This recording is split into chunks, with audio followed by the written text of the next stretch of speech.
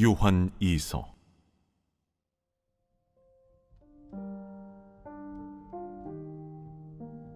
장로인 나는 택하심을 받은 부녀와 그의 자녀들에게 편지하노니, 내가 참으로 사랑하는 자요 나뿐 아니라 진리를 아는 모든 자도 그리하는 것은 우리 안에 거하여 영원히 우리와 함께할 진리로 말미암음이로다.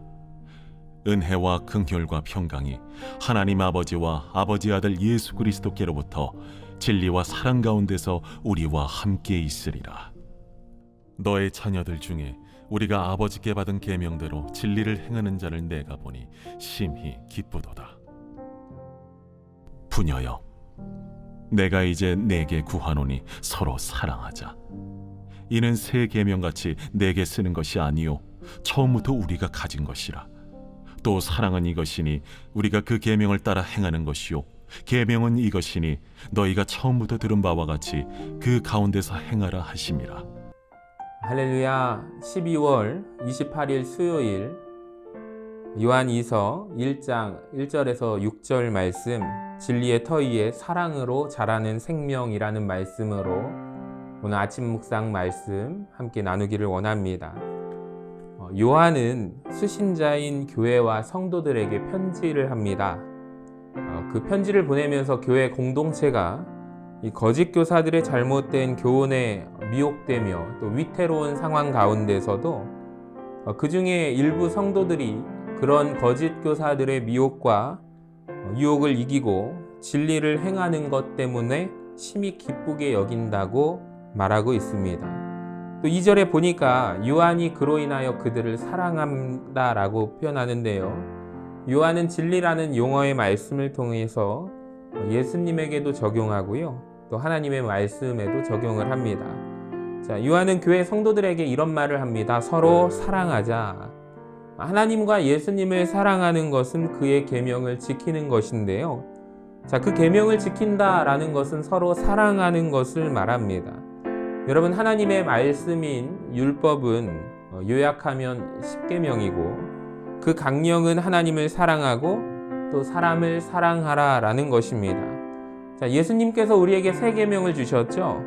자, 그런데 그 새 계명의 내용을 보면은 서로 사랑하라라고 한 것은 이미 주어진 10계명 외에 또 다른 계명인 11번째 계명을 준다는 말이 아니라 예수님이 의도하시는 바는 무엇이냐면 하나님이 주신 10계명의 근본 정신을 말하고 있는 것이죠. 자, 계명을 구체적으로 주신 목적은 무엇입니까? 사랑하는 데 있기 때문입니다. 자, 그런 의미에서 바울은 사랑이 바로 율법의 완성이다 라고 로마서 13장 10절에서 그런 말을 합니다. 자, 그래서 요한도 본문에 보시면 계명 곧 서로 사랑해야 한다라고 강조하는데요. 여러분, 하나님은 사랑이십니다. 하나님은 사랑의 계명을 주셨죠. 사랑하는 자가 하나님을 아는 자이고 바로 하나님을 사랑하는 자입니다. 자, 예수님을 사랑하고 예수님의 참 제자가 됩니다. 진리의 말씀을 완성하는 자입니다. 자, 미혹이 많은 시대일수록 때일수록 우린 더욱더 해야 할 것이 무엇입니까? 서로가 뜨겁게 사랑하는 것이죠. 그래야 미혹당하지 않고 공동체의 정체성이 확보될 수가 있는 것입니다. 사실 교회를 떠나는, 미혹되어 교회를 떠나는 사람들을 보면 대부분 상처를 받았기 때문에 떠납니다. 여러분, 공동체에서 그 가운데 상처를 받게 되면 다른 미혹이 있게 되면 쉽게 떠나는 것을 우리는 경험하게 됩니다. 그래서 베드로가 뭐라고 말하냐면 만물의 마지막이 가까울 때 깨어 기도하는 것이 참 중요하다. 자, 무엇보다도 중요한 것은 서로 열심으로 사랑하는 것이다 라고 베드로전서 4장 7절에서 말씀합니다. 여러분, 사랑한다고 하는 것 실천적으로 여러 가지 행위가 있을 수 있지만 가장 먼저 우리가 우선되어야 할 것은 사랑한다는 실천은 바로 저는 용서라고 생각합니다.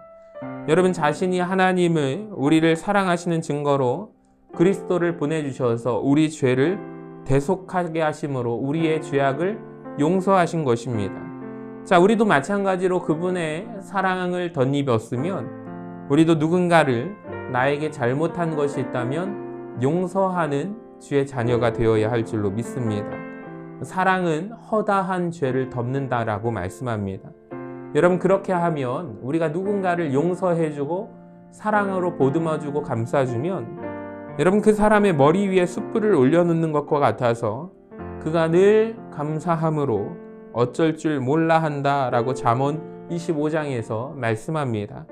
여러분, 그렇게 될 때 우리가 누군가를 진정으로 사랑한다면, 누군가를 용서해 주게 된다면, 그렇게 될 때 하나님도 기뻐하시고 또 우리도 살게 되고 상대방도 살고 공동체도 살아나는 살림의 영성을 우리가 경험하게 되는 것입니다.